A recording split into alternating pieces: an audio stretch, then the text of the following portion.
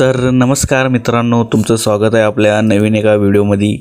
आणि सकाळची सुरुवात ही नेहमी आपण करतोय कामापासून. गेल्याबरोबर पहिला लावायला लागते हाजरी ते लावून नुकतंच बसलेलो, तेवढ्यात आई म्हणाली चला भूक लागल्या. मग गेलो आम्ही नाश्ता करायला. नाश्त्याला होता आज वडापाव. नाश्ता ते करून बसलेलो, तेवढ्यात हे काका आलेत. हे म्हणलं चला जरा चहा घेऊया.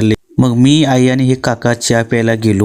चहा ते घेऊन आलो. परत जाऊया म्हटलं आपल्या कामावरती. कामाच्या बाहेर हे काका बसलेत फुलं विकत. यांना म्हटलं काका फुलं कशी दिली? तर ह्यांनी म्हटलं 20. काम करता करता कधी 2 वाजलं काय.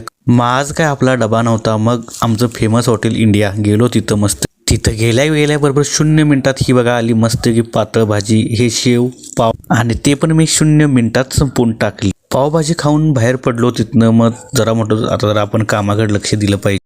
आणि एक तुम्हाला सांगतो, आमची आई कायम अशी करते. मला म्हणते थांब जरा जाऊ नकोस कुठं.